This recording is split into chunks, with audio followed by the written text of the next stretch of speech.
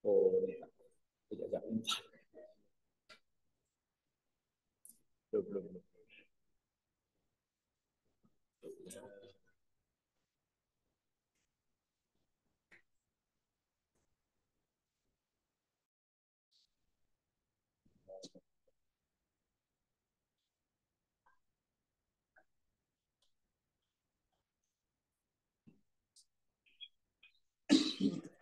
Halo.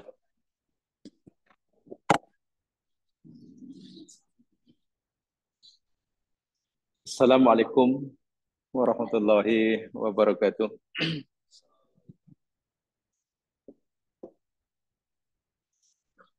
Alhamdulillah, wassalatu wassalamu ala Rasulillah wa ala alihi wa ashabihi wa atba'ihi wa mawalah. Raditu billahi rabba wa bil islami dina wa bi Muhammadin nabiyya wa rasulah. Rabbi shrah li sadri wa yassir li amri wa hlul 'uqdatam min lisani yafqahu qawli.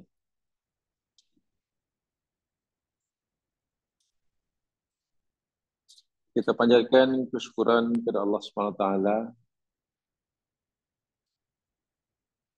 karena Allah telah memberikan kita peluang dan kesempatan. InsyaAllah kita akan manfaatkan untuk menambahkan bekalan kita buat kita bawa ketika kita berpulang kelak menemuinya, dan seterusnya mempertanggungjawabkan setiap amalan yang telah kita lakukan.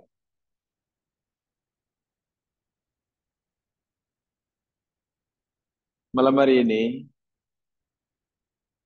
saya ingin menyambung penjelasan yang telah kita pelajari sama berapa ya?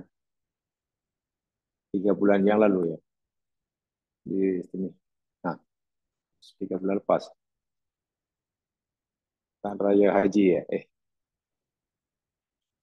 3 bulan lalu. Lupa. Yalah setahun yang lepas lah mana itulah. Beberapa hari yang lepas lah lebih. Di tempat ini juga yang terakhir kita pelajari sama tentang 2 surat terakhir dalam Al-Quran, yakni Al-Mu'awwidhatain. Betul ya? Jadi saya sambung itu karena kita ada 2 jamaah ini yang jadi biar disambung. Dan tafsir yang kita pelajari sama untuk 2 surah Al-Mu'awwidhatain, Qul a'udzu birabbil falaq dan Qul a'udzu birabbin nas, bahwa kedua-dua surah itu memberikan kita pengajaran di samping tafsir-tafsir yang lain ya, bahwa dalam 2 surah itu Allah memberitahu kita ada 2 jenis musibah. Betul ya? 2 jenis musibah. Surah Al-Falaq, Qul a'udzu birabbil falaq, itu cerita tentang musibah dunia. Musibah dunia. Sementara surah An-Nas, Qul a'udzu birabbin nas, cerita tentang adanya musibah agama. Ini penting ya untuk kita pelajari sama. Kedua-dua musibah itu tentunya kita tidak menghendakinya. Lebih-lebih lagi musibah agama. Yang menariknya, untuk musibah dunia, yang di situ Allah sebutkan dalam Qul a'udzu birabbil falaq itu, yakni pertama min syarri ma khalaq, itu nomor 1. Kejahatan yang akan ditimbulkan oleh makhluk. Wa min syarri ghasikin idza waqab. Keburukan malam apabila telah gelap gulita. Wa min, yang seterusnya. Min syarri ghasikin idza waqab, wa min syarri naffatsati fil uqad. Kejahatan yang ditimbulkan, musibah ditimbulkan oleh tukang-tukang sihir. Sihir boleh memberikan madarat. 3. Yang terakhir, wa min syarri hasidin idza hasad. Bencana musibah yang ditimbulkan oleh pendengki apabila ia telah dengki. So ada 4 musibah dunia di situ. Bencana yang ditimbulkan oleh makhluk, musibah madarat yang ditimbulkan oleh malam hari apabila telah gelap kita, musibah yang boleh kita yang boleh ditimbulkan oleh ahli-ahli sihir, black magic, 7 dan lain sebagainya. Dan yang keempat, musibah yang ditimbulkan oleh kedengkian orang. Keempat-empat musibah ini musibah dunia. Kerana yang jadi mangsanya yakni urusan dunia kita. Tubuh badan kita, kesihatan kita, harta kita. Paling-paling itu sajalah. Curian. Yang menariknya, terhadap 4 jenis musibah yang semua musibah ini, Allah hanya menyuruh kita memohon perlindungan kepadanya dengan 1 namanya saja. Qul a'udzu birabbil falaq. 1 aja. Aku berlindung dengan Allah Rabbul Falaq.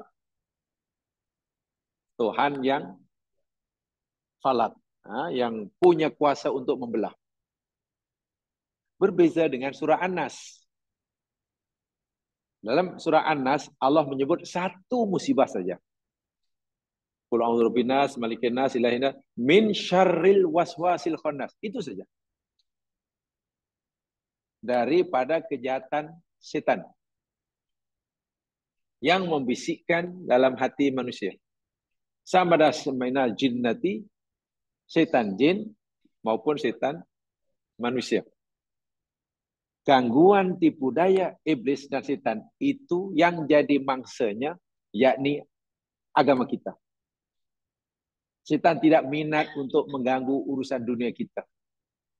Kalaupun setan katalah boleh menimbulkan madarat pada kesehatan tubuh kita dengan izin Allah, tapi tujuan utama setan bukan supaya kita sakit. Bukan. Sakit itu hanya dijadikan perantara oleh setan untuk menyesan kita lebih daripada itu. Bila kita sakit nanti, macam mana? Adakah kita minta belas kasihan pada setan? Atau tuan-tuan punya setan? Syirik umpamanya. Allah suruh kita berlindung daripada 1 saja musibah, bisikan iblis, rayuan iblis, penjahat iblis, dengan menyebut 3 namanya. Qul a'udzu birabbin nas, 1. Aku berlindung dengan Rabbun nas, 2. Malikin nas, 3. Ilahin nas. Kesimpulannya, Allah perintah kita berlindung daripada musibah dunia sebanyak manapun hanya menyebut dengan 1 nama Allah.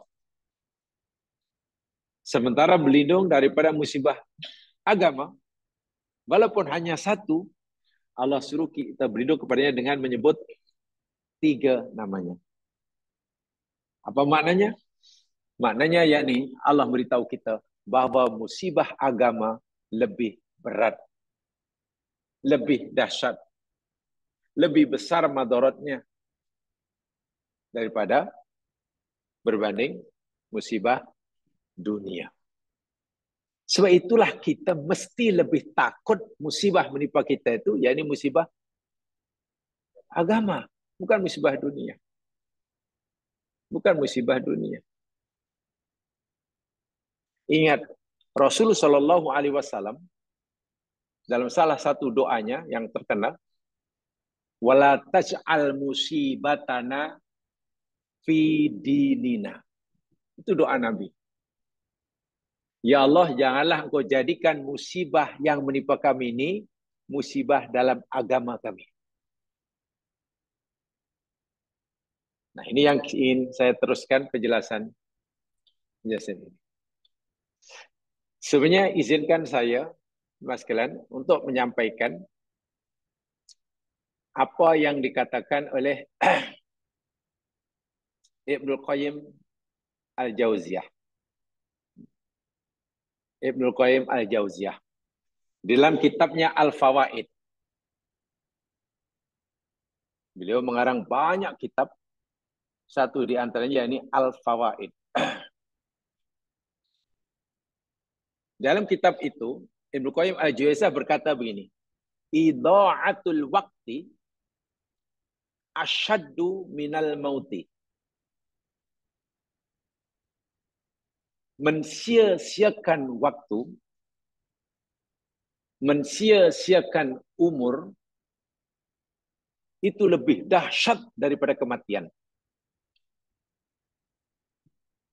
Saya ulangi, mensia-siakan waktu, mensia-siakan kesempatan, mensia-siakan umur, itu lebih dahsyat daripada kematian.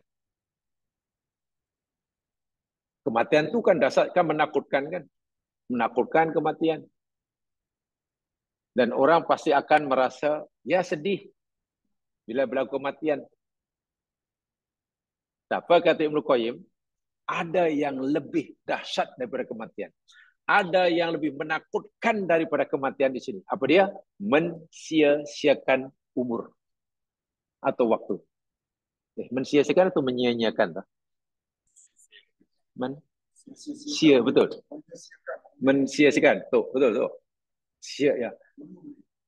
Menyia-nyiakan. Mensia-siakan lah. Boleh lah. Tapi kalau siasat, menyasat. Nah, siasat menyasat. Kalau sayang, menyayangi. Kalau sia-sia, menyia-nyia. Apa alasan dia? Li'anna idha'atal waqti taqtauka 'anillah wa darul akhirah. Karena bila engkau mensia-siakan umur, mensia-siakan masa, kamu akan kehilangan Allah dan kehilangan hari akhirat. Orang yang mensia-siakan umur, mensia-siakan waktu, tidak diisi sesuai dengan kehendak Allah, orang ini akan kehilangan Allah. Mana jauh daripada Allah. Dan kehilangan peluang dapat kebahagiaan di akhirat. Sementara al-maut, kematian, yaktauka min adid dunya waliha. Kematian hanya memutuskan kamu daripada dunia dan isinya. Bila kita mati, kita kehilangan dunia dan isinya. Kehilangan keluarga, kehilangan rumah tangga, kehilangan. Tapi bila kita mensia-siakan umur, kita kehilangan Allah dan kehilangan akhirat. So, mana yang lebih dahsyat? Kehilangan akhirat, kehilangan Allah dan akhirat, atau kehilangan dunia dan isinya? Kehilangan Allah. Karena mensia-siakan umur itu maknanya, itulah musibah agama. Sebab itu Nabi SAW pernah bersabda, la tazalu qadama abdin yaumal qiyamah. Tidak berganjak kedua tapak kaki anak Adam pada hari kiamat, hatta yus'ala, sehingga ia ditanya, satu di antara yang akan ditanya, an umrihi fima afnah. Ditanya tentang umur dan waktunya, waktu hidupnya, buat apa ia dihabiskan. Sedangkan Nabi pernah beritahu kita, a'maru ummati baina sitin was sama'in. Purata umur umatku hanyalah antara 60 hingga 70. Itu purata. Wa qalilun, dan sedikit yang lebih dari itu. Ada yang 76, ada 80, 100 pun ada, tapi sedikit. Purata hanya antara 60 70. Bila 60 70 itu disia-siakan, kita tidak menggunakannya untuk mencari bekalan ke akhirat, kita akan kehilangan kehidupan di akhirat, kehilangan nikmat akhirat, dan kita jauh daripada Allah. Sementara mati, bila kita mati, orang mati hanya kehilangan dunia dan isinya. Dan kehilangan dunia dan isinya tak ada masalah. Tapi kalau kehilangan kebaikan akhirat, itu kata Ibnu Qayyim. Sehingga Ibnu Qayyim beritahu kita, melalui ucapan yang luar biasa ini boleh duduk dalam kitab beliau Al-Fawaid, bahwa musibah agama itu lebih dahsyat daripada musibah dunia. Itu satu. Baik, sekarang apa perbezaannya? Ini jamaah sekalian. Musibah dunia itu merupakan qada kauniyah. Musibah dunia itu adalah termasuk qada kauniyah atau qada qadariyah. Artinya apa?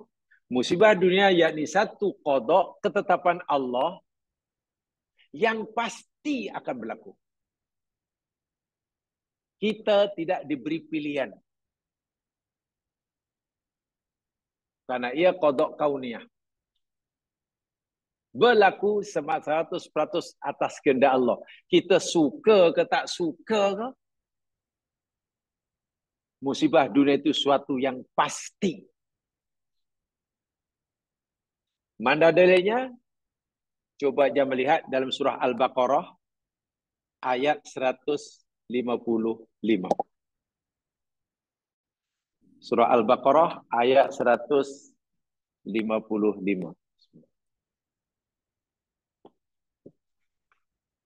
Ini musibah dunia. Pasti berlaku.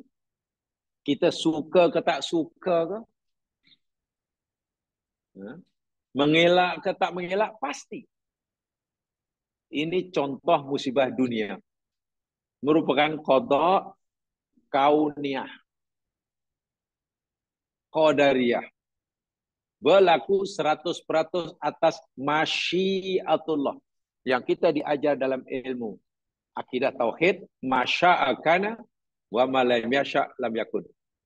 Apa yang Allah kehendaki pasti berlaku, dan apa yang Allah tak kehendaki tak akan berlaku. Firman Allah dalam surah Al-Baqarah 155, A'udzubillahi minasyaitonir rajim.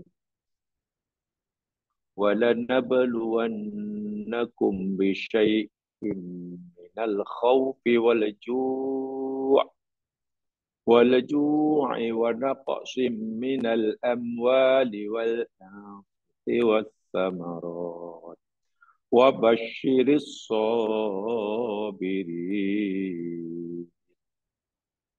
Tengok kalimat yang Allah gunakan. وَلَنَبْلُوَنَّكُمْ. Saya tunjukkan ya bahasa Al-Quran ya. Depan ada lam ya. Lam. Lepas itu belakang ada nun. Nun tasdid. Nun ada tanda tasdid. Sabdu. Orang Melayu kata nun sabdu. Sabdu. Lam itu namanya lam qasam.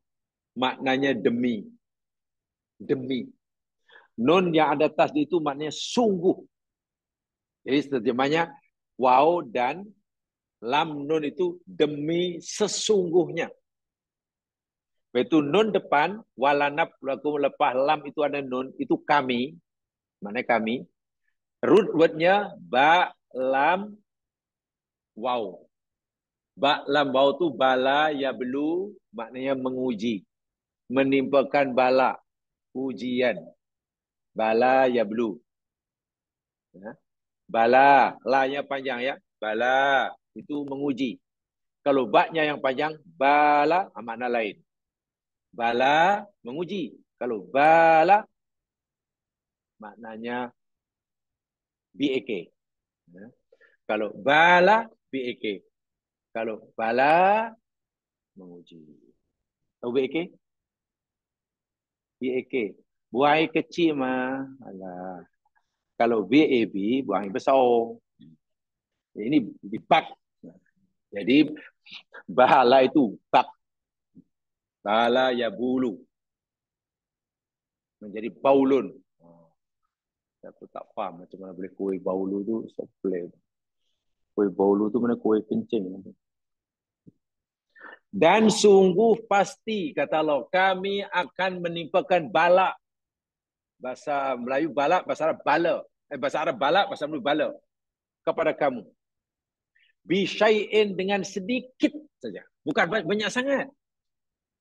Bukan banyak, sikit. Bukan berat, ringan. Apa itu bala yang pasti menimpa kita? Minal khaufi contohnya. Rasa takut. Takut. Khawatir itu macam mana ini? Ada anak dah takut, dah anak besar pula, dah apa namanya sekolah, sekolah mana, dah sekolah pula takut lagi. Nanti periksa lulus ke tak lulus, takut tak lulus, lulus takut lagi, nak berapa? Macam-macam takut. Bertanding, menang ke kalah, takut. Terpilih lagi atau tidak, takut. Itu bala dunia. Walju yang kedua, kelaparan, kebuluran. Sama ada kerana ya kekurangan makanan atau mungkin karena kena ada sekatan ekonomi. Ini musibah dunia, lapar. Saudara-saudara kita di Palestin sekarang, ya kelaparan, betul. Dahaga, kegelapan, kesejukan, sebekurangan. Takut pasti, mencekam hidupnya pasti. Kemudian, wanaksi minal amwal. Kekurangan harta benda. Kurang harta benda. Kenapa income bulanan makin kurang? Kenapa simpanan tidak bertambah? Takut lagi. Makin kurang, makin kurang. Kenapa dividen tak dapat apa? Tak ada. Tak boleh langsung. Untung tidak terlalu banyak. Wal anfus, kekurangan diri, kematian. Mati anak saudara, mati keluarga. Wat tamarat, kurang buah-buahan, hasil mahsul. Kalau dalam bahasa sekarang, tamra itu maknanya pulangan. Ya, kalau orang melabur, ya mestilah dapat keuntungan. Tamra. Ini semua ujian, ini semua bala dunia. Sifatnya pasti. Pasti. Dan ini sekadar contoh. Kematian, keburukan, ini sekadar contoh. Kita tidak boleh mengelak. Kita tidak boleh mengelak. Hanya sikap kita bila menghadapi musibah dunia ini, Allah kata apa? Wabasyiris sabirin. Berilah kabar gembira kepada orang yang sabar. Orang sabar itu macam mana? Alladzina idza asabathum musibah qalu inna lillahi wa inna ilaihi raji'un. Orang yang sabar yakni orang yang apabila telah menimpa mereka musibah, ini musibah dunia ya.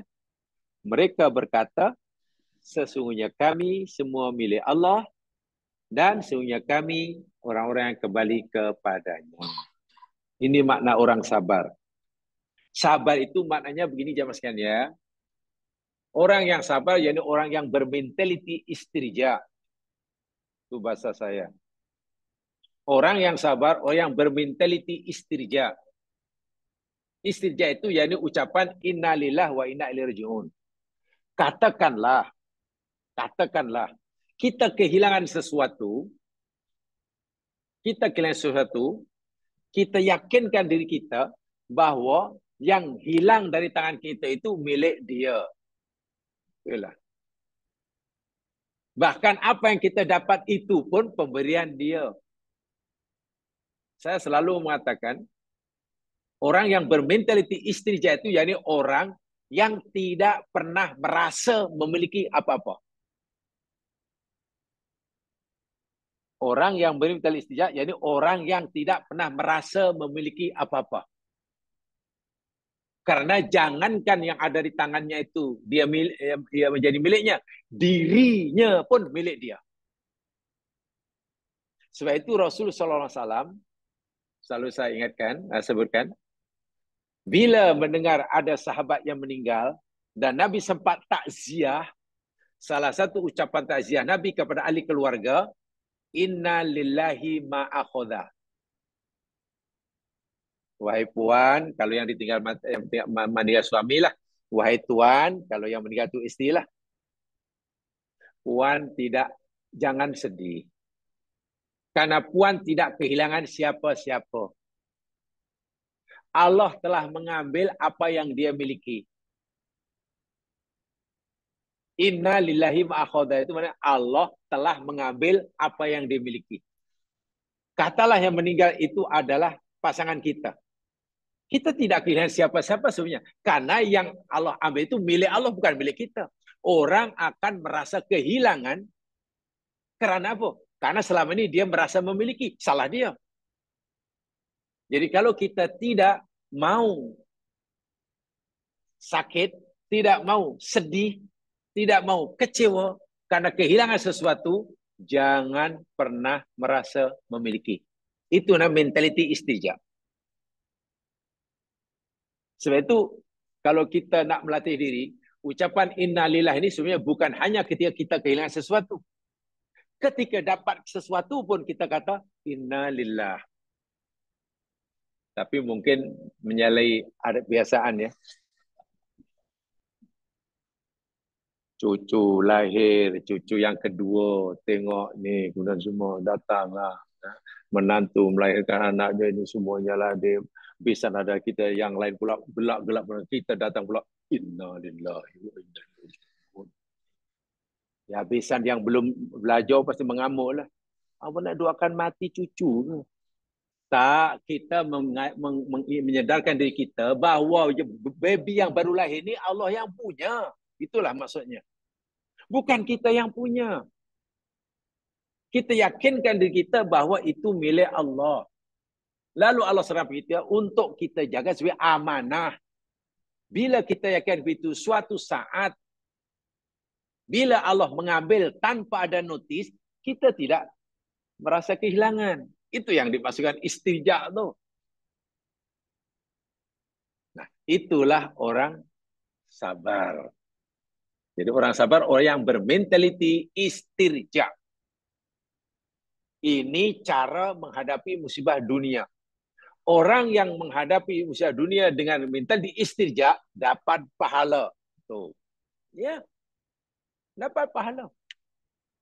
Ia tidak kehilangan apa-apa, malah dapat pahala karena kesabarannya.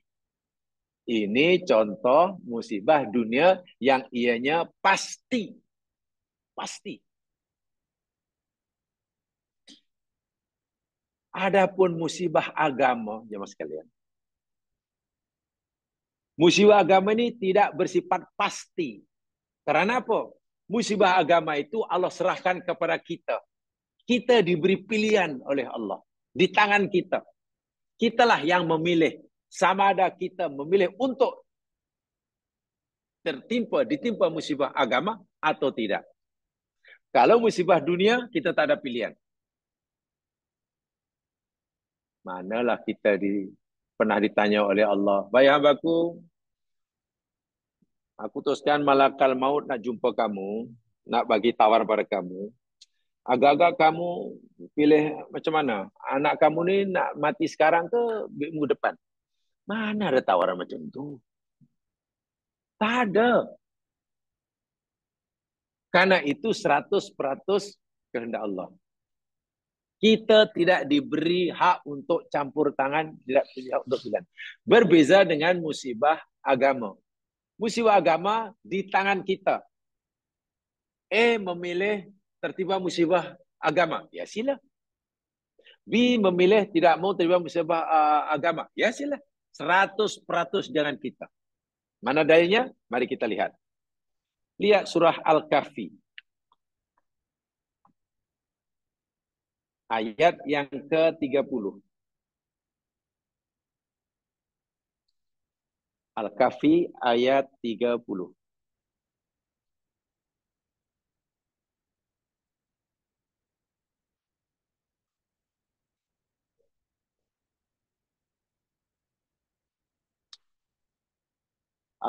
Ayat 29 dulu lah.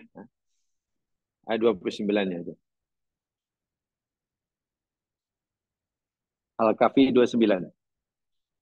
A'udzu billahi minasy syaithanir rajim. Wa qulil haqqu mir rabbikum. Dan katakanlah wahai Muhammad, kebenaran itu adalah datang dari Tuhanmu. Faman syaa, maka siapa saja yang berkehendak,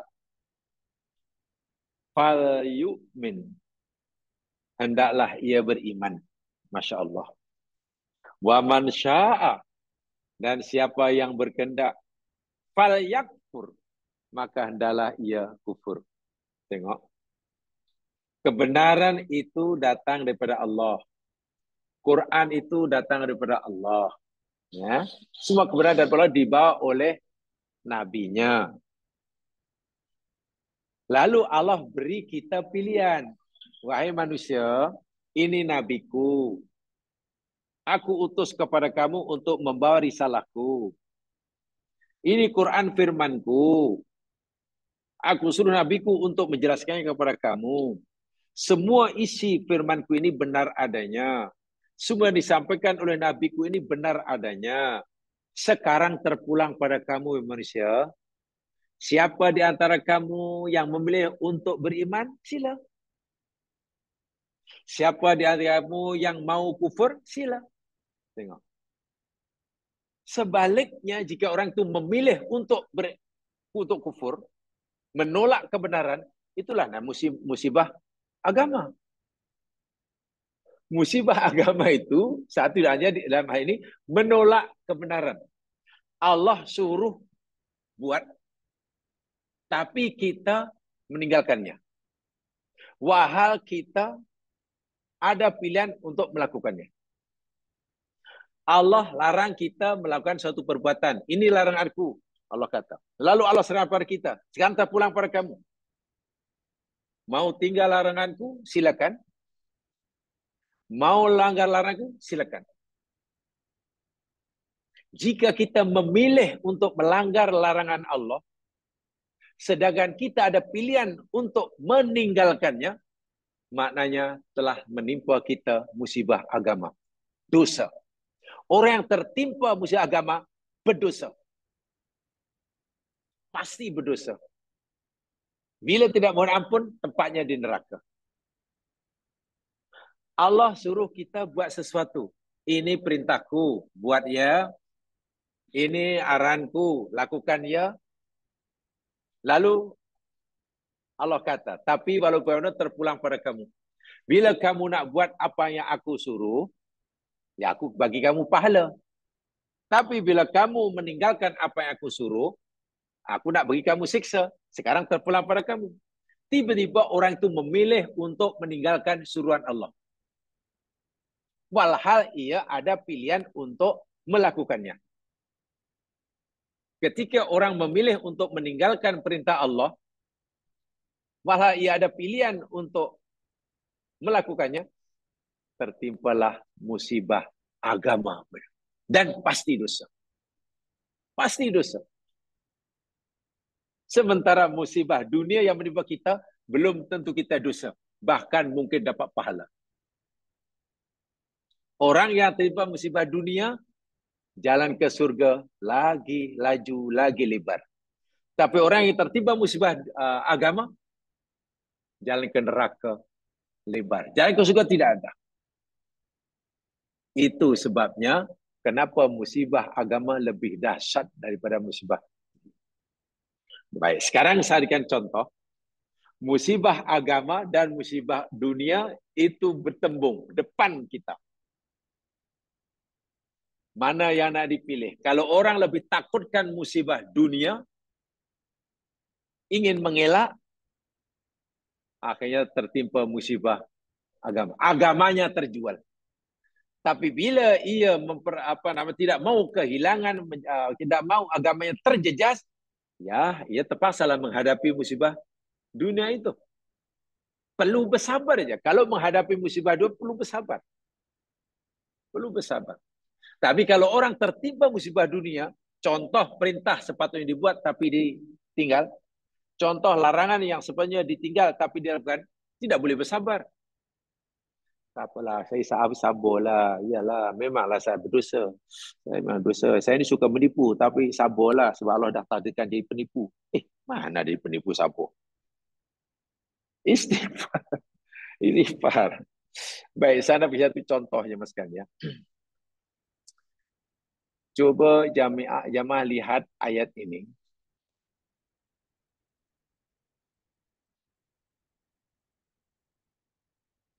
Surah Al-Baqarah ayat 249. Ini contoh seseorang atau mungkin satu kaum yang berhadapan dengan musibah dunia dan musibah agama. Saya tadi, musibah dunia itu suatu yang pasti. Itu pilihan Allah, bukan pilihan kita. Artinya kita tidak mungkin mengelakkannya. Kalau kita ingin lulus, kita hanya perlu bersabar. Sementara musibah agama, itu di tangan kita. Pilihan di tangan kita. Kita memilih untuk tertimpa musibah dunia agama, ataupun tidak, 100% di tangan kita. Lihat surah Al-Baqarah 249.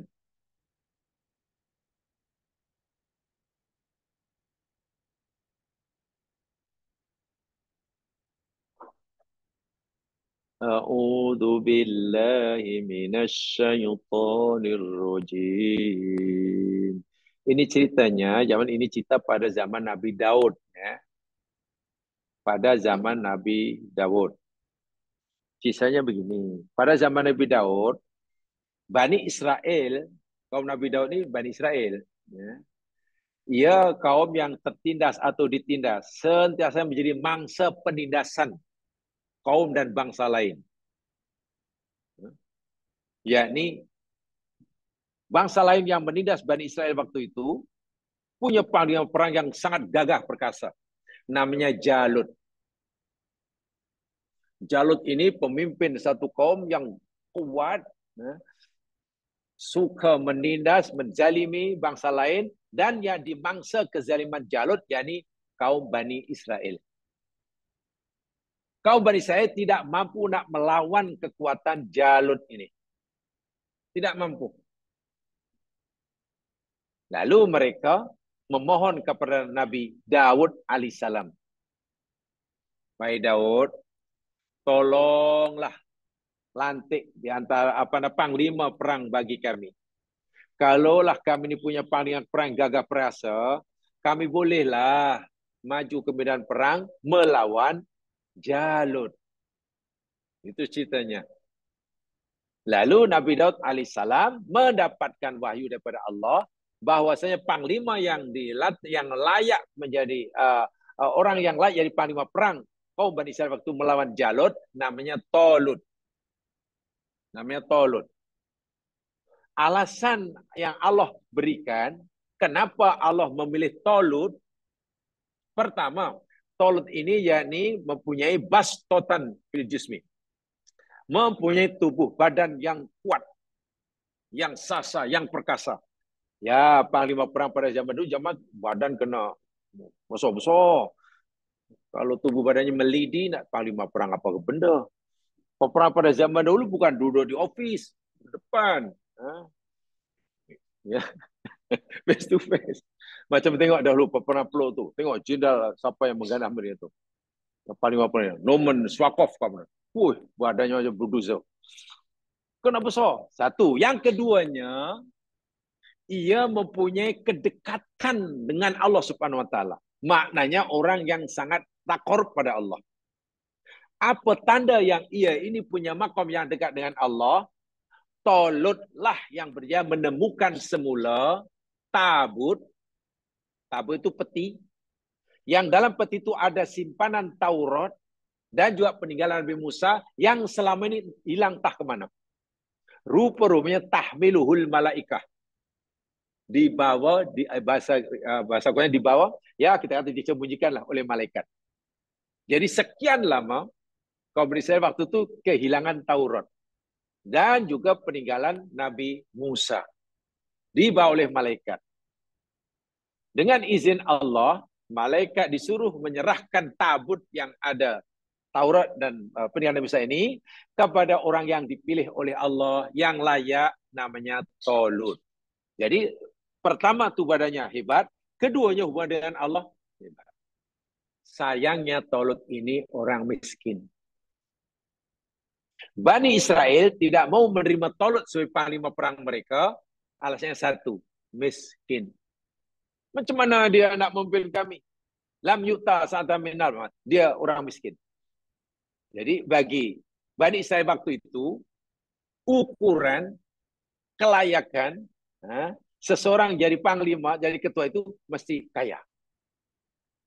Wahal dia jadi panglima perang. Kalau panglima perang kaya malah tak berani duduk depan, mesti paling belakang. Itu ya ringkas kata akhirnya diterimalah. Tolut, panglima perang yang dilantik oleh Allah atas doa Nabiullah Daud. Daud waktu itu tidak dilantik jadi panglima perang. Daud itu rasul. Tapi yang dilantik oleh jadi panglima perang Tolut, orang biasa.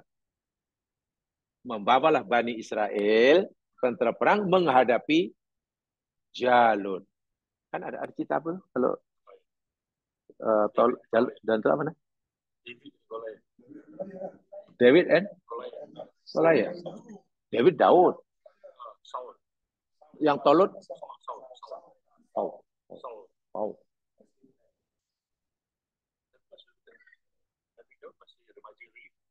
Ya sudah jadi nabi. Memang jadi utusan Allah. Ya. Tapi sudah jadi utusan Allah. Akhirnya ini cerita dia. Falamma maka tatkala fasola telah berpisah, di sini maknanya bertolak. Berpisah maknanya meninggalkan kampung halaman lah. Bertolak lah. Tolut bil junudi dengan membawa tentera-tenteranya Bani Israel. Tolut, panglima perang yang Allah lantik, keluar meninggalkan kampung halaman beserta tentera, bala tentera yang dipilih. Ingin menghadapi Jalut. Apa kata Tolut? Dia berpesan pada tenteranya.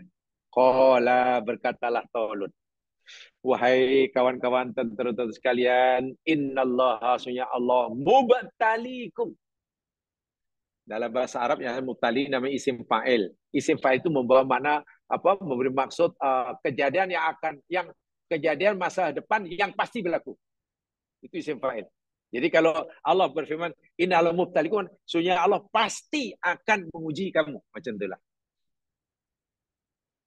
Itu mana isim fa'il. Menunjukkan adanya peristiwa yang akan berlaku masa depan dan pasti. Allah berfirman, kalau berkata, wahai tentera-tentera, sunya Allah pasti akan menguji kamu. Kita nak pergi jauh ni, menghadapi Jalut. Ujian yang Allah pasti akan bagi kamu, yakni binaharin, dengan sebatang anak sungai. Nahar itu sungai. Kita nanti sebab berjalan sekian jam rupanya, atau sekian batu rupanya, tentu kita dahaga. Pastilah. Dahaga, lapar, pasti berjalan jauh. Apalagi itu nak berperang, tentulah membawa barangan yang tidak sedikit, yang berat. Pasti yang berat. Kita nanti akan jumpa sebatang anak sungai. Anak sungai tadi airnya sangat jernih, tawar pula. Tapi ingatan Tolut atas perintah Allah, faman syariba minhu. Siapa saja yang minum air sungai itu, falaisa minni. Bukan golonganku, balik aja lah. Balik aja. Tengok ya.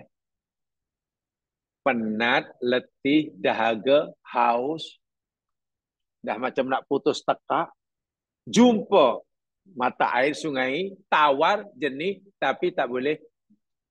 Coba, itu ujian ke ujian? Kalau kita tak dahaga, depan pula ada minuman paling sedap, tak ada masalah. Jangan minum, tak apa. Ini dahlah minuman ada, jernih, dahaga pula, tapi jangan minum. Ini ujian apa namanya ini? Dahaga.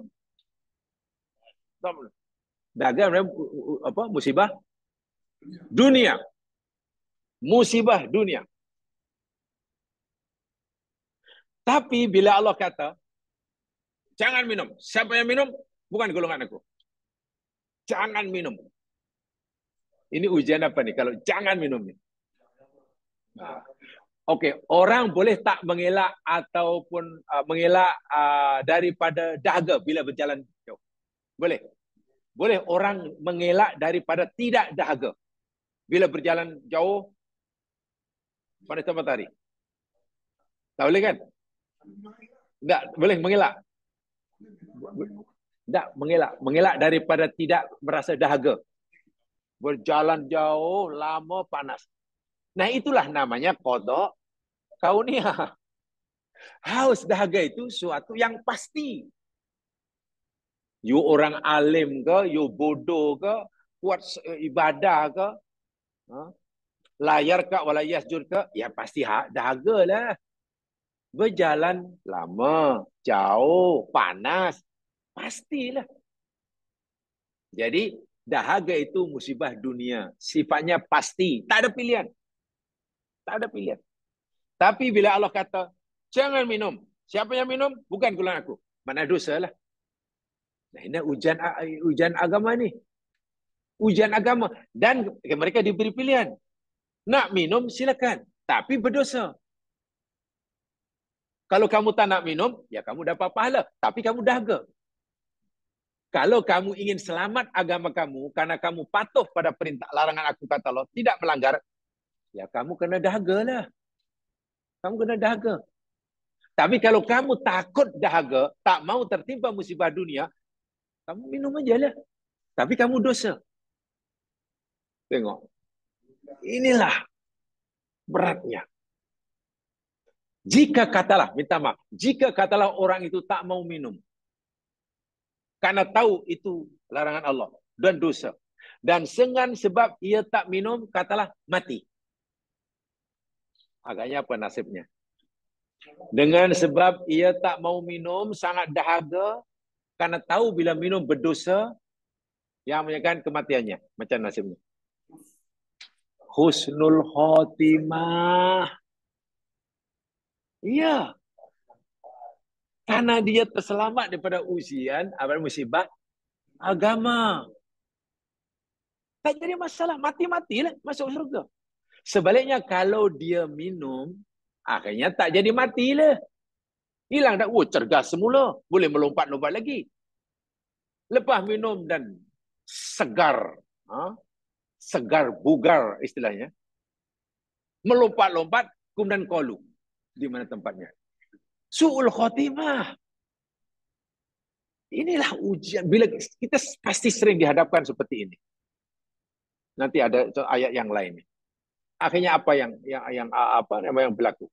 Allah bagi rukhsah ya begini. Wa man lam yat'anhu fa innahu minni. Dan siapa yang tidak memakannya, meminumnya maksudnya, maka ia golongan aku, kata Allah. Illa manit tarofa ghurfatan biyadi. Kecuali siapa yang mencedok dengan tapak tangannya dengan sekali cirukan aja. Dahaga, tekak nak putus, tak boleh minum, kecuali hanya sekadar ambil air dengan tapak tangan, sekali dah. Nak kata puas, belum. Kalau boleh kan satu baldi kan minumnya. Nah, kalau macam itu tak apa. Ya, itu semacam rukhsah lah tu. Akhirnya apa yang berlaku? Ayat berikutnya. Fasharibu minhu illa qalilam minhum. Allahu Akbar. Lalu mereka minum daripada air sungai itu illa qalilan, kecuali sikit minhum daripada mereka. Jadi jumlah tentera Talut yang asalnya ramai, yang tahan uji, yang selamat daripada musibah agama, sikit. Karena orang ramai itu minum semuanya. Dan karena Talut sudah beritahu, siapa yang minum bukan gulangku, balik aja lah. Baliklah. Sehingga tentera yang menjadi pengikut Talut menjadi sedikit. Jadi sedikit. Nak melawan Jalut yang punya tentera yang ramai, kenyang dengan pengalaman berperang. Tapi yang sedikit ingat ya, sedikit ini orang yang selamat agamanya. Mana imannya kuat. Akhirnya tengok apa yang berlaku. Falamma jawazahu wa huwa walladina amanu ma'a, tatkala mereka melalui menyeberangi sungai itu, dia Talut dan orang beriman bersamanya, qalu, pengikut Talut yang beriman menjadi sedikit ini berkata, la taqata lana al-yaum bi Jalut wa junubi. Wahai Talut, nampaknya hari ini saatnya kita dah tak ada daya dan upaya. La tokoh. Tokoh tu maknanya kekuatan. Tokoh. Kami dah tak ada, kalau dalam bahasa saintifik, tokoh itu sebenarnya energi sebenarnya. Kalau dalam bahasa saintifik, tokoh itu sebenarnya energi. Kita dah tak ada energi lah, tak ada kekuatan, tak kemampuan lah. Kalau kita lemah, ya tak lemah macam mana? Tak minum. Dah lah ada kesempatan untuk minum, memilih tak minum. Berjalan lagi, tentulah sangat lemah.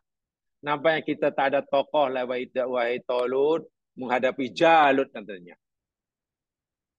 Qala, berkatalah alladina, orang-orang yang yadunun, mereka yakin annahum mulakullah, masa mereka akan jumpa Allah. Mana orang atau pengikut Talut yang kuat imannya, apa kata mereka? Kita jangan khawatir, kita jangan pesimistik, kita jangan tafaul, jangan tasaum. Hanya karena kita tentera kita sedikit nak menghadapi musuh yang ramai. Jangan khawatir. Karena apa? Kamin fi'atin qalilatin. Betapa banyaknya satu kumpulan yang sedikit. Ghalabat fi'atan katsiratan. Yang dapat mengalahkan kumpulan yang ramai. Bi'idnillahi, dengan izin Allah. Masya Allah. Wallahu ma'as sabirin. Allah bersama orang yang sabar. Tentera Talut yang sedikit itulah orang sabar. Karena ketika diuji dengan dahaga, air pula depan mata, Allah kata jangan minum, dan dia tak minum. Itu namanya orang sabar. Orang yang lebih menjaga dirinya daripada tertimpa musibah agama, walaupun ia menghadapi musibah dunia yang sangat-sangat berat.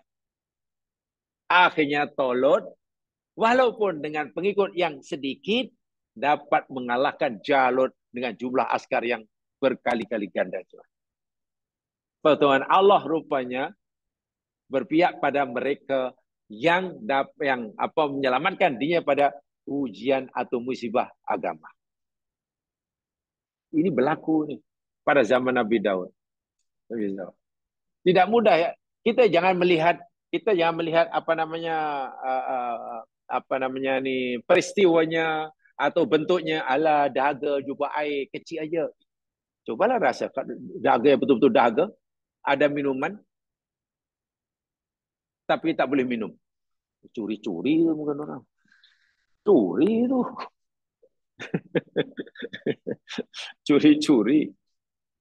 Okey, itu contoh pertama.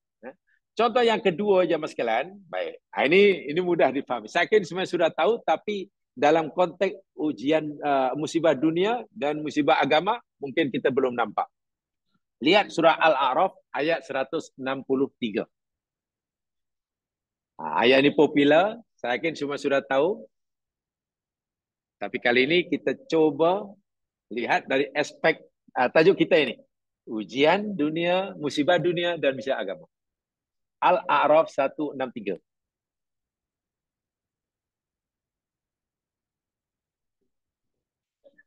Al-A'raf 163. Sa-ne-tigo. Se-ne-tigo. Betul ke? Se-ne-tigo.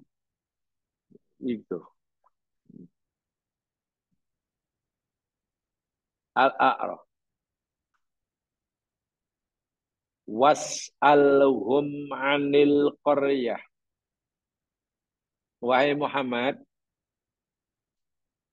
bertanyalah engkau kepada mereka. Mereka ini yakni mereka Bani Israel atau Yahudi lebih tepatnya pada zaman Nabi Muhammad SAW. Jadi jamaah sekalian ya, ini sebenarnya agak ya itu kajian yang lebih lain lah. Dalam Al-Quran ini ada istilah Bani Israel, ada istilah Yahud, ada istilah Utul Kitab, ada istilah Ahlul Kitab pun ada juga. Bahkan ada istilah Alladzina Hadu, yang artinya orang-orang Yahudi. Quran menggunakan banyak istilah untuk merujuk kepada golongan yang sama ini. Dan itu mempunyai makna dan maksud yang tersendiri. Kenapa Allah panggil mereka Yahudi? Sementara dalam ayat yang lain Allah panggil mereka Alladzina Utul Kitab, orang diberi kitab. Ayat lain Allah panggil mereka Ahlul Kitab. Ayat ini Allah panggil Bani Israel. So macam mana boleh berbeza? Itu kena kajian lah tu. Kena kajian. Baik. Jadi di sini ayat ini Allah suruh Nabi Muhammad tanya pada Yahudi. Bukan pada Bani Israel. Bukan pada Bani Israel. Sebab orang-orang yang berdarah Israel, Bani Israel, yang memusuhi Nabi, itu namanya Yahudi. Dalam Al-Quran, golongan orang berdarah Bani Israel yang musuh Nabi, pasti Allah sebut dengan kalimat Yahudi, Yahudi, Yahudi. Adapun Bani Israel dalam Al-Quran, dalam Quran ini, Bani Israel, Bani Israel, Bani Israel, itu semua merujuk pada orang-orang sebelum Nabi Muhammad SAW. Tidak ada yang merujuk pada orang Yahudi yang hidup pada zaman Nabi. Walaupun mereka itu mungkin berketurunan Bani Israel. Itu bezanya. Itu bezanya. Ya. Sebab itu kalau sebut Yahudi kita boleh kata laknatullah alaih, boleh. Yahud laknatullah alaih, boleh. Tapi kalau Bani Israel tak boleh. Tidak boleh. Bahkan kalau sebut Israel aja tak boleh. Kalau sebut Israel kena alaihis salam. Karena Israel itu nama Nabi Yakub. Israel itu nama Nabi Yakub. Jadi sebut Yakub alaihissalam, Ishak alaihissalam, Yusuf alaihissalam. Takkan Yakub laknatullah alaih. Dosa kita. Sebab itu dalam Al-Quran bila sebut yang jahat mesti ada min Bani Israel. Min Bani Israel. Itu makna menunjuk yang jahat lah. Jadi kalau sebut Bani Israel itu masih umum. Ada yang baik, ada yang jahat. Ya.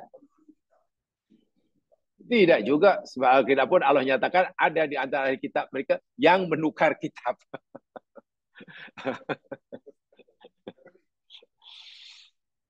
Wahai Muhammad, tanya pada Yahudi.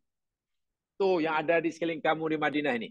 Anil qaryati tentang kampung. Maksudnya penduduk kampung. Penghuni satu kawasan. Kampung itu allati kanat hadiratal bahri. Kampung itu berada di tepian pantai. Ya, kampung nelayan lah. Bukan di darat, tapi di pantai. Mata pencarinya cari ikan. Tanya kisah mereka. Pasti mereka tahulah. Seakan-akan Allah kata itu Muhammad tanya dia orang. Pasti mereka tahulah kisah tu nenek moyang dia yang dahulu hidup di tepian pantai, kerja mata pencarian cari ikan, nelayan. Ya'duna. Ketika mereka ini melampaui batas. Maksudnya melanggar larangan Allah. Fis Sabti pada hari Sabtu. Pada hari Sabtu. Ittatihim hitanuhum, ketika datang pada mereka hitanuhum, ikan-ikan mereka. Hitan itu jamak dua hud. Kalau seekor hud, jamak hitan. Hitan. Kalau khitan, itu sunatlah. Pakai kha. Kha tak alif nun. Itu khitan. Ini hitan. Jangan salah faham. Jangan. Itatihim khitanuhum. Ketika datang mereka, sunat mereka. Bukan. Yauma sabtihim, pada hari Sabtu. Mereka syurra'an. Timbul. Hari Sabtu semua ikan timbul di permukaan air. Jadi macam tahu ikan-ikan, ini hari Sabtu, public holiday. Wow, nari-nari. Memang menggoda lah. Wa yauma la yasbitun, dan pada hari selain hari Sabtu, Ahad, Isnin, Selasa, Rabu, Khamis, Jumat, la tatihim. Ikan-ikan itu tak ada. Tak tahu ke mana perginya. Jadi ikan perupanya tahu harinya. Ini hari apa? Hari Ahad. Hari Sabtu. Yang sekalian, sedia maklum, kisah ini sangat populer sekali. Salah satu peraturan yang Allah telah tasirkan kepada Bani Israel pada zaman Nabi Musa lagi, pada zaman Musa, yakni mereka tidak boleh mencari ikan menangkap pada hari Sabtu. Ya, tidak boleh. Itu hari khas untuk ibadah. 1 minggu, 1 hari saja. Ahad yang Selasa, Rabu, Khamis, Jumat, sila semuanya. Tapi yang namanya Bani Israel ada yang degil. Degilnya hari Sabtu dia tak carikan. Tak cari ikan. Tapi hanya masang perangkap ikan pada Jumat malamnya. Ya, jala ke, apalah, tak tahulah apa waktu itu. Jala. Jadi siang hari tetap ibadah, tak ada masalah, tak ada. Nantilah dalam malam tu terbenam matahari, bukan hari Sabtu lagi. Terbenam aja masuk hari Ahad. Petang tadi terbenam matahari, jam itu hari Ahad. Sekarang ini hari Ahad. Besok petang terbenam matahari, dah masuk hari Isnin. Sebab hari pada penanggalan pertukar hari orang-orang dahulu, sampai sekarang pun di Arab, ya ini bermula pada terbenam matahari. Terbenam matahari dah tukar hari.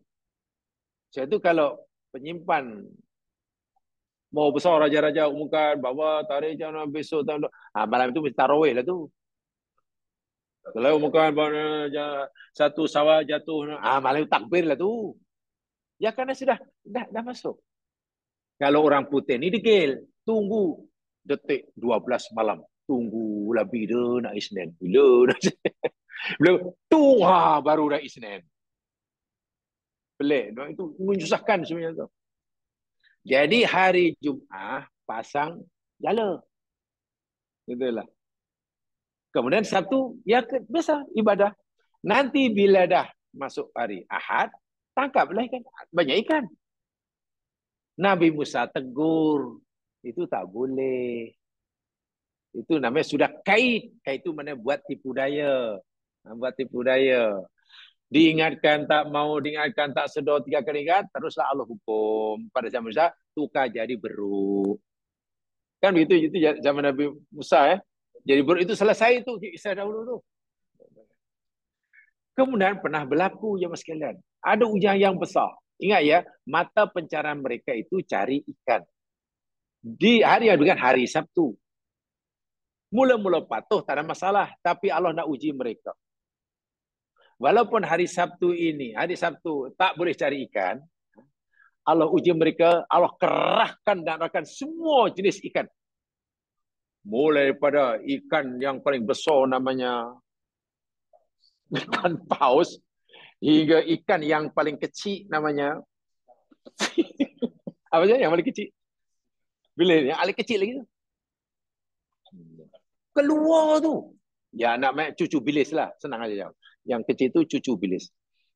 Keluar. Mengambang. Di laut ke, di tasik. Tak geram macam mana. Dalam hati mereka. Iyalah geramnya lah ni. Kalau aku tangkap. Dapat banyak. senang dan dapat banyak. Tapi haram. Tak boleh. Kalau aku tak tangkap sekarang, tunggu besok. So tak ada. Kena cari. Susah.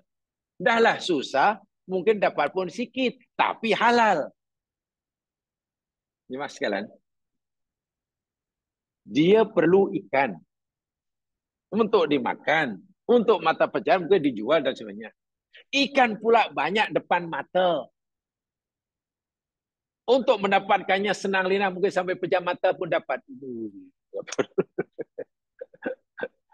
Tetapi Allah kata jangan. Jangan. Jangan. Coba. Orang perlukan ikan. Depan mata banyak ikan. Senang nak tangkap. Tapi tak boleh. Itu ujian apa tu? Itu musibah apa tu? Itulah ujian dunia. Iya. Kan, iyalah kalau tak tangkap pun tak dapat ikan.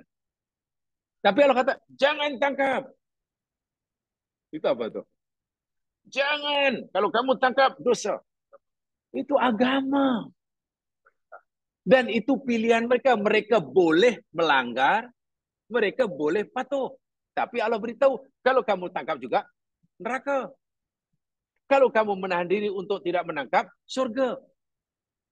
Kalau kamu menahan diri tak menangkap, kamu dapat pahala, tapi kamu tak dapat ikan lah. Tak dapat ikan. Maknanya, tertimpa musibah dunia, rugi hari itu. Tapi kalau kamu ingin untung, tak nak rugi, tangkap aja lah. Kamu terselamat daripada musibah dunia. Tetapi agama kamu terjejas. Neraka. Seperti mana tok nenek moyang sebelum mereka. Atau diikuti oleh generasi mereka. Gagal dia. Ditangkap itu ikan. Masya Allah. Itulah dunia. Itulah ujian tu jemaah sekalian. Walhal kalau dia sabar dengan ujian dunia, kita tak boleh mengelak. Macam mana mengelak? Katalah kita, hai ikan, katalah. Kau ni janganlah keluar hari Sabtu. Keluarlah hari Ahad. Itu, itu bukan kehendak nelayan. Itu kehendak Allah. Allah suruh keluar-keluar lah. Subhanallah. Baik, itu cerita orang dahulu. Sekarang umat Nabi Muhammad pernah juga diuji seperti ini. Ya. Umat Nabi Muhammad juga pernah diuji seperti ini. Jadi, diuji dengan ujian dunia, musibah dunia dan musibah agama berlaku sentak. Jika ia terlalu takut tertimpa musibah dunia, ya kena dijual lah agamanya. Langgarlah apa agama itu. Tapi berdosa. Jika mati saat itu, su'ul khotimah. Tapi jika ia ingin menyiapkan agamanya, ya kena sabarlah menghadapi musibah dunia. Perit memang. Tapi bila meninggal saat itu, husnul khotimah. Dan lebih kurang sama macamnya. Ya. Bentuknya berbeza. Bentuk berbeza, tapi konsepnya sama. Lihat untuk umat Nabi Muhammad SAW. Lihat surah Al-Ma'idah.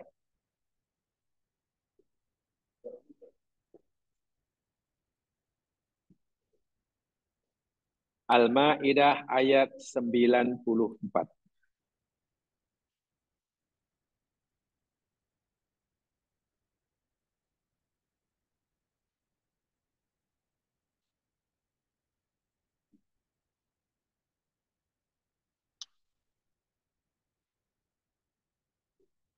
Ini berlaku pada zaman Muhammad ya. Belum lama. Yang tadi itu dulu-dulu lah pada zaman Nabi Daud lah, pada zaman Nabi Musa. Rupanya ujian yang sama Allah pernah timpakan pada umat Nabi Muhammad SAW. Umat akhir zaman. Ya bentuknya berbezalah, tapi konsepnya sama. Ya ayyuhalladzina amanu, wahai orang-orang yang beriman. Layab luwannakumullah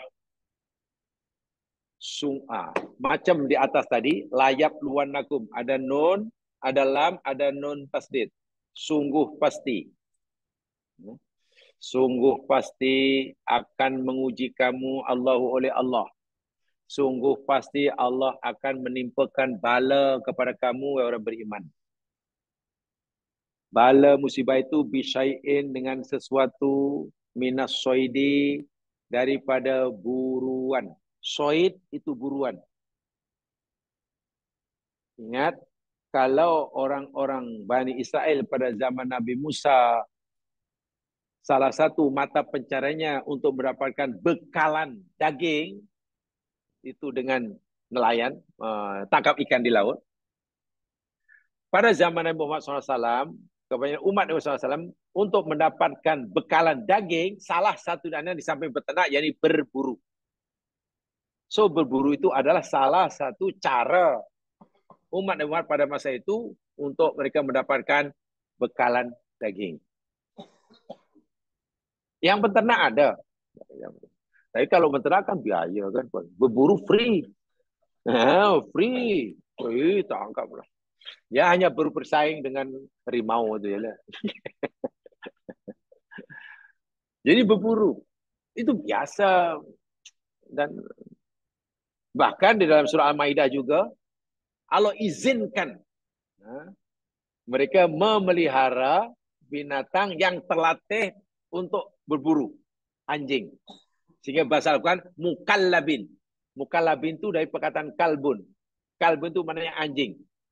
Jadi anjing yang sudah terlatih sungguh-sungguh, dilepaskan akan menangkap binatang buruan, katalah apa namanya rusa ke apa, gigit, kemudian apa baru anjing itu akan melepaskan cengkamannya bila tuannya sudah, dan dia tahu ia menangkap itu bukan untuk dirinya. Mana betul-betul dia sudah terlatih anjing itu menangkap buruan untuk tuannya. Sebab itu dia tak makan. Itu dari mukallabin. Tapi kalau ditangkap, dilepaskan 10 kali, 9 kali untuk dirinya sendiri, itu belum terlatih, itu belum boleh. Ya, dan pada zaman Nabi ada banyak yang punya anjing yang dipelihara untuk itu. Ya. Dan karena diizinkan dalam Quran ada. Dalam Quran ada. Itu pada zaman Nabi itu. Sahabat memelihara anjing untuk yang berburu ini. Ya, saya ingat kalau di Malaysia ada ustaz beli anjing, ya viral seluruh dunia lah. Tapi kalau di Indonesia, khasnya di Padang ya mas kalian, Sumatera Barat, banyak tuk guru buya pada zaman dulu itu, karena mereka kebun di luas, sawah luar. Jadi mereka membeli anjing yang terlatih untuk jaga. Itu biasa tuh, buya yang ya orang, kalau buya itu mana orang alim, orang Padang lah, orang Minang. Orang Minang, kalau di sini tuh guru tu lah. Di sini tuh guru, kalau orang Minang sana, Sumatera panggil buya. Kalau di Jawa namanya kiai. Nah, kiai. Kalau di Sunda namanya ajengan. Ajengan. Nah, kalau di sini apa namanya itu tok guru. Sumatera Barat sana buya. Karena sudah menyeberang Selat Melaka itu jauh sampai Sungai Pencala jadi buya. Kan kan jauh kan. Dan menyeberang Selat Melaka itu jauh jadi kena tambah jadi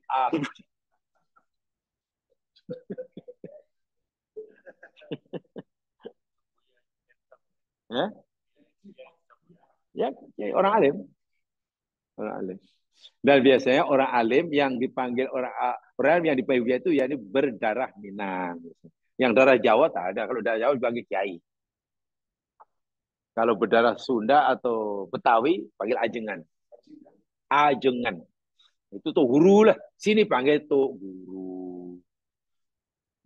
Tuh guru. Itu pun mungkin bila dah berumur ya baru tuh guru. Kalau muda, kalau muda mungkin dia panggil imam muda. Sini macam-macam kan, ada imam muda lah, ada apa itu. Macam tu. Jadi salah satu cara sahabat Nabi mendapatkan bekalan daging itu berburu. Jadi berburu itu dah satu sunnah hidup lah. Allah beriman, bagi orang beriman, sungguh pasti Allah akan menguji kamu dengan buruan. Tanaluhu, binatang buruan itu kamu boleh mendapatkannya, menangkapnya, aidikum dengan tangan kamu. Tiba-tiba binatang buruan itu jadi jinak. Kamu tak perlu mengejar dia untuk mendapatkannya. Cukup pulang kita pegang. Karena jinak. Warimah hukum, dan kamu boleh mendapatkan dengan melempar tombak. Walaupun kamu tak reti main tu, paling aja kena. Senang. Sangat senang. Liya'lamallahu ma yakhaful ghaib. Karena Allah ingin mengetahui siapa yang di antara kamu yang takut akan Allah dalam keadaan ghaib. Faman tada ada siapa yang melampaui batas pada dalika selepas itu, falahu azabun alim, maka baginya azab yang sangat. Kisahnya begini. Nabi SAW disertai oleh sejumlah sahabat ramai. Ya, hendak melakukan ibadah umroh. Dari Madinah, kalau orang nak pergi umroh, kan mikot makaninya, tempat mula orang berikhram di Bir Ali kan? Di Bir Ali. Di situ dah mesti pakai ikhram, dah niat ikhram, dan bermulalah menjaga diri pada pantang larang semasa ikhram. Salah satu pantang larang itu berburu. Tak boleh. Kita pun kalau ikhram tak boleh berburu, tapi bagi kita larang berburu tak ada masalah. Mana mengejar wirabutang, tengok rusa pun takut, berburu apa ke benda. Jadi bagi kita tak ada masalah. Jangan sekali-kali melanggar pantang larang ikhram, jadi berburu. Bagi kita larang tak ada masalah. Karena ini bukan budaya kita.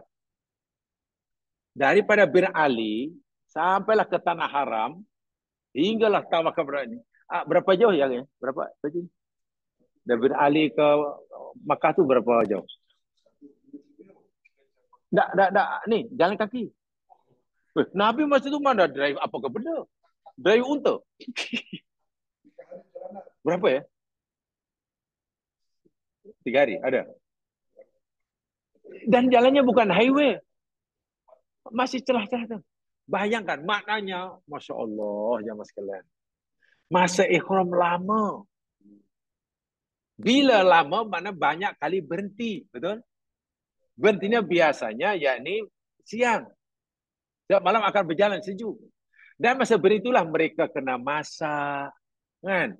Kena masak, Yalah. Berjalan takkan tak makan apa-apa. Semasa mereka mendirikan khemah, berhenti ke malam ke siang, binatang-binatang buruan, halal pula tu, rusa ke, atau dan yang sewaktu dengannya lah. Mereka datang mendekati khemah para sahabat ini. Dekat, berkilaran. Dan jinak-jinak. Quran kata, tanaluhu aidiakum. Kamu boleh tangkap. Tak perlu kejar dia. Bayangkan, mereka ini kaki berburu. Perlukan buruan. Perlu bekalan daging. Daging pula depan mata. Tak perlu berburu kejar sana kira sini. Kan? Sayangnya waktu itu dia sedang ihram. Sekarang. Orang perlukan daging. Perlukan binatang buruan. Binatang buruan depan mata. Itu musibah apa tuh? Ya, musibah dunia kan? Mereka sudah fikir nih. Iya, ya kan banyak sangat lah. Iyalah kalau aku tangkap sebenarnya udah senang nih. Boleh simpan nih. Tapi kalau aku biarkan, tunggu lepas ikhram, makna seminggu lagi, nanti dah tak ada. Macam Bani Israel tadi lah. Kalau aku tangkap ikan hari ini, Sabtu banyak. Tapi kalau aku tangkap, dosa. Bila aku tak tangkap, tunggu hari akhirnya Selasa Rabu, ikan tak ada. Sahabat Nabi pun macam tu juga. Jika aku tangkap sekarang, dosa. Tapi bila tunggu lepas ikhram, tak ada. Coba macam mana? Benda yang senang didapat, mudah diperolehi, banyak pula, tapi haram. Tapi haram. Nak tunggu lepas ihram, Mungkin dapat, itu pun sikit, mungkin seekor, itu pun penat. Tengok. Jadi Allah kata, kamu nak pilih yang halal atau yang haram, itu di tangan kamu. Itu pilihan kita. Kalau kamu pilih yang haram, ya ambil aja lah. Dan banyak, senang. Tapi haram. Kamu berdosa dan masuk neraka. Hanya karena kamu tak tahan aku uji dengan ujian dunia. Masya Allah. Tapi bila kamu tahan, kamu patuh pada aku. Menahan diri tak apalah. Banyak pun banyaklah. Senang pun senanglah. Tapi haram buat apa? Saya tunggulah biar sedikit asal halal. Alhamdulillah. Inilah ujian yang selalu Allah datangkan kepada hambanya. Mulai pada zaman dahulu hingga hari ini. Ilahirahim. Dan ramai yang gagal. Sehingga dikorbankan agamanya semata-mata karena tak tahan dengan ujian dunia yang depan mata. Wa'iyadzubillah, tumadzubillah. Lalu apa ya arti kehidupan kalau itu yang dilakukan oleh kita? Subhanallah. Subhanallah. Jangan kita maknanya mengulangi kesilapan orang-orang dahulu. Ada satu contoh ya. Ini contoh jelas ya. 3 tadi sudah ya. Cukup jelas saya ingat. Beliau itu. Sekarang ini mungkin agak susah memahaminya tapi tidaklah susah sangat. Mari kita lihat contoh yang lain ya.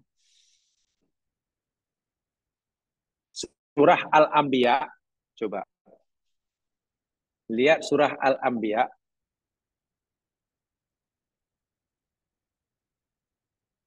Surah 21. Ayat 87.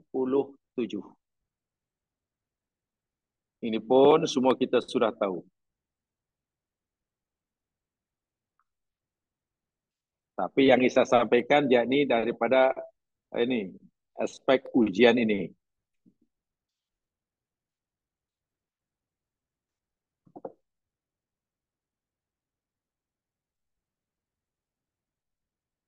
Ya mas sekalian, surah Al-Anbiya ayat 87 ini kisah Nabi Yunus. Betul ya? Yunus. Apa Yunus orang pertama? Jonah ya? Jonah. Jauhnya Yunus Jonah. Wah. Sulaiman. Oh, Yakub. Kasihan nama biskut. Teruk subuh. Yahya. John the Baptist. Ya, John. Teruknya lah. Senang-senang nama. Senang-senang tukar nama orang. Sedangkan kaidahnya, nama orang dipanggil kalau bahasa dua isim alam. Isim alam tidak boleh tukar. Pelat apapun, kalau nama benda itu katakanlah, nama dia katalah, Ahmad, ya Ahmad lah. Tak boleh tukar. Nama kampung itu apa? Kampung Sungai Kayu Arab. Tak kira lah orang putih ke, orang negro ke, orang sawo matang ke, Bunian ke, Jin, mesti menyebutnya kampung Sungai Kayu. Tak boleh tukar. Itu sudah peraturannya. Tapi tak tahulah, Mak Saleh ini mungkin jiwa penjajahnya kuat. Jadi takkan nak ikut-ikut pelat ini. Kelang, klang. Gimana? Klang. Mana boleh. Nabi Yunus, kita sudah maklum, telah melakukan kesalahan sebagai seorang Nabi. Yang tak sepatutnya beliau lakukan. Yakni dia kecewa dengan perangai kaumnya. Kecewalah. Akhirnya ditinggalkan kaumnya. Tidak sepatutnya seorang Nabi kecil hati bahasa sekarang ya. Bahasa sekarang tidak sepatutnya seorang Nabi mudah koyak. Itu bahasa sekarang. Tak boleh.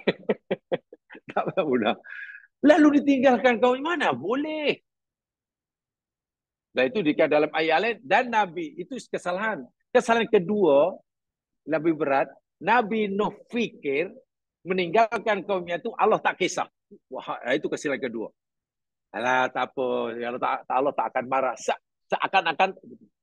Akhirnya Allah tegur. Ya. Ini kesalahan Nabi Nuh. Ringkas kata, ditegur, yakni ditelan di ikan.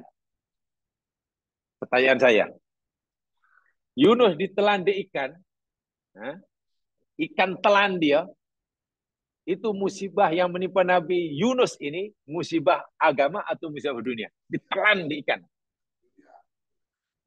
Telan ikan tuh. Berada dalam perut ikan.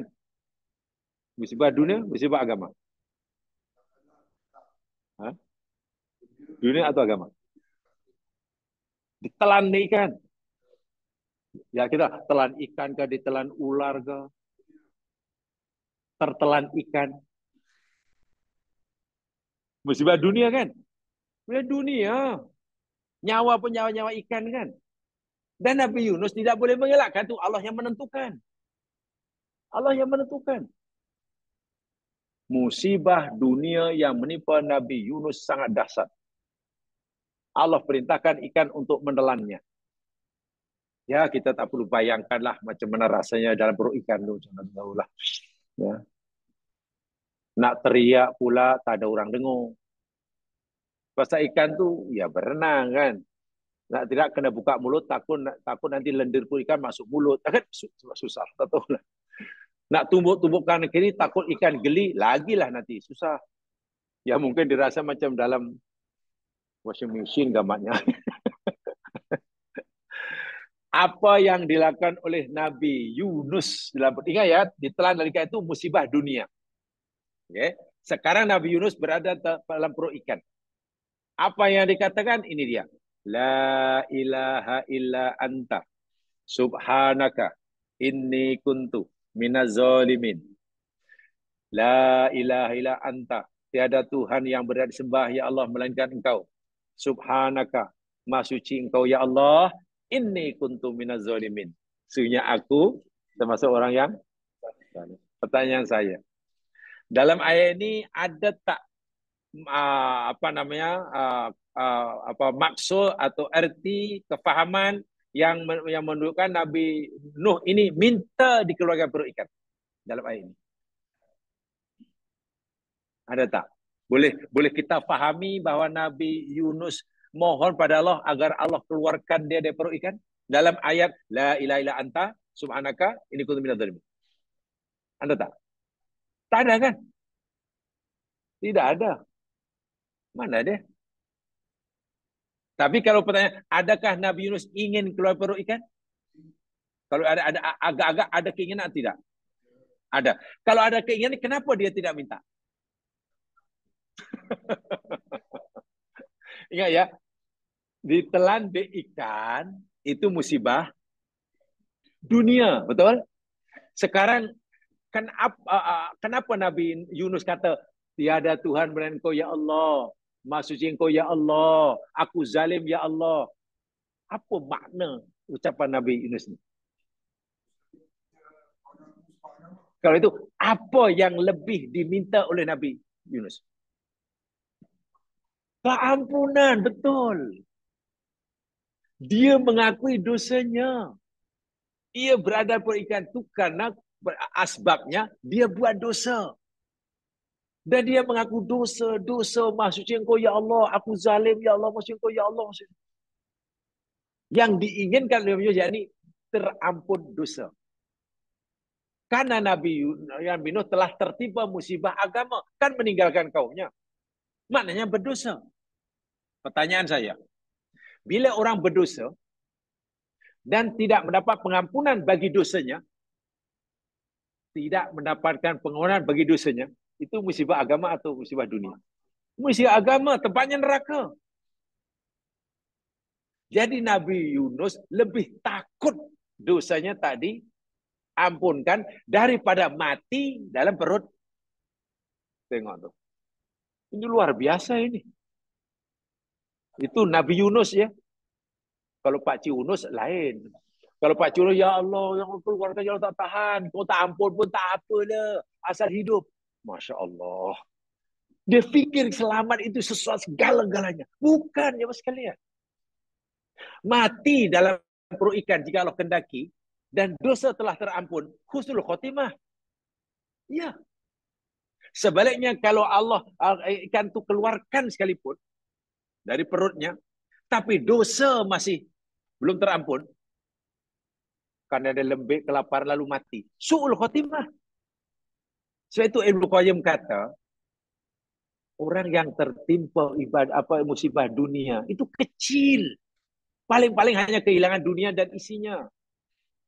Tapi kalau orang tertimpa musibah agama, dia kehilangan Allah dan hari akhirat. Itulah sebenarnya ujian hidup yang paling berat. Dalam ayat ini kita perhatikan Nabi Yunus langsung tak mohon pada Allah agar Allah keluarkan dari perut ikan. Walhal bukan dia tak nak. Mesti nak lah. Tapi karena dia lebih takut dosanya tidak terampun, melebihi daripada takut mati dalam perut ikan. Mati tak masalah kalau tak mati dalam perut ikan pun. Kalau Nabi Yunus tidak mati ditelan di ikan, ya mungkin akan mati karena tertelan ikan. Kan, ya apa bezanya? Orang Arab kata, ta'addadatil asbab wal mautu wahid. Punca kematian itu macam-macam, kematian itu hanya satu. Mati itu hanya satu. Nyawa terpisah daripada tapi puncanya beratus mas sekalian. Ada orang mati berpuja-puja kelaparan, ada orang mati karena makan, ya. Yang satu mati karena kebeluran, yang satu mati karena kenyang. Ada. Satu mati karena sedih, satu mati karena gembira. Kalau gembira boleh mati. Terkejut mati. Coba inilah sebetulnya mesej yang sangat dalam sekali daripada akhir dua surat terakhir dalam Al-Quran. Allah beritahu musibah dunia, musibah agama. Patut Allah suruh kita berlindung kepada Allah dengan 3 namanya. Rabbun nas, qul a'udzu birabbin nas, malikin nas, ilahin nas. Daripada satu musibah agama. Karena lebih dahsyat. Kata Ibnu Qayyim dalam Al-Fawaid, mensia-siakan waktu itu lebih dahsyat daripada kematian. Maknanya hidup ini kalau tidak mematuhi agama Allah, waktunya disia-siakan, itu lebih dahsyat kesannya bagi kepada orang itu daripada kematiannya. Kematian hanya menyebabkan orang itu kehilangan dunia dan isinya, sementara mensia-siakan waktu, kehilangan Allah dan hari akhirat. Mudah-mudahanlah kita dapat memahami dan jadikan garis panduan. Karena memang tidak mudah, apalagi hidup sekarang ini, sekarang ya Allah, baru diuji sikit pun agama dah dihilang, dah dibuang dah sikit aja. Dan bukanlah betul-betul kebuluran yang sangat dahsyat. Kalau kita belajar lebih dalam jamaah sekalian, katalah kalau kita boleh membayangkan ya, sekarang saudara kita di Palestina, katanya di Gaza, pas kebuluran, ya. Makanan disekat. Dahaga, ya. Sakit, betul. Sejuk, ya. Gelap berita, ya. Mana perit lah. Sangat-sangat perit hidupnya.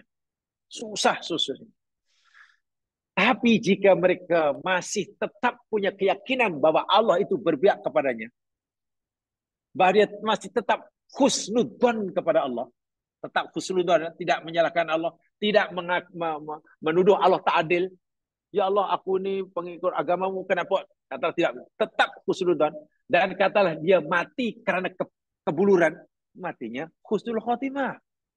Iya, betul. Tapi jika sekarang kata perit hidupnya, susah, sakit, tak tahan, teraniaya, tiba-tiba macam mana hati pula berubah. Dia sudah mulai suudzon pada Allah. Ya Allah, kenapa kau lakukan seperti ini? Aku tak percaya. Katalah hati sudah, karena alladzi yuwaswisu fi tadi. Ketika ia sudah mulai suudzon kepada Allah dan mati ketika dia yang suudzon, wa'iyadzubillah, su'ul khotimah. So itu Nabi berusaha dalam hadis sebelum Nabi wafat, salah satu pesan Nabi apa? Alaikum bi husnudzon billah. Adalah kamu sentiasalah berbaik sangka dengan Allah. Dalam keadaan apapun. Itu termasuk wasiat-wasiat terakhir Nabi sebelum wafat. Berbaik sangka. Ya. Tuh, jamaah sekalian. Mudah-mudahan dapat difahami. Jadi lagi sekali, dua contoh umat dahulu, satu contoh umat Nabi Muhammad SAW, sama. Konsepnya sama, walaupun bentuknya berbeza. Dan belum lagi contoh Nabi Yunus, contoh umat Nabi apa namanya ini dalam surah Yasin banyak ada dalam surah Yasin jamaah sekalian yang semua sudah hafal itu ada nih ujian dunia dan ujian agama dalam apa musibah dunia musibah agama adalah surah Yasin dan orang itu percaya dia tidak takut akan musibah dunia tapi dia lebih takut musibah agama akhirnya sebelum mati pun malaikat sudah diperintah oleh Allah untuk memperlihatkan kepadanya surga yang akan menjadi tempatnya. Malaikat kata pada orang ini atas perintah Allah, "Qilat khulil jannah." Masuklah kamu dalam surga. Itu dalam surah Yasin. Yakni berkaitan dengan dunia. Mudah-mudahanlah perkara yang sangat penting ini kita mampu berpegang dan menjalinnya. Karena itulah cara yang paling diridhai oleh Allah SWT. Jangan terlalu takut kepada musibah dunia yang pasti menimpa kita sehingga kita lebih rela kehilangan agama kita. Itu satu luar biasa ya. Ya mungkin hanya inginkan ya kesenangan sesaat, kebahagiaan sesaat, perolehan sesaat, tapi pasal agama yang jadi taruhannya. Itu benar-benar langkah. Ya kata orang bukan langkah kanan lah, langkah kiri. Bukan langkah kanan tapi langkah kiri. So itu saja. Mudah diberkati oleh Allah SWT. Kurang lebihnya mohon dimaafkan. Mari kita dengan bacaan Istiqoroh dan surah Wal Asri. Subhanakallahumma wa bihamdika asyhadu an la ilaha illa anta astaghfiruka wa atubu ilaik. A'udzu billahi syaitonir rajim wal 'asr innal insana fi khusr. Alladziina aamanu wa amilus shalihaat wa tawashaw bil haqq wa tawashaw bis sabr. Assalamualaikum warahmatullahi wabarakatuh. Waalaikumsalam warahmatullahi wabarakatuh. Assalamualaikum warahmatullahi wabarakatuh.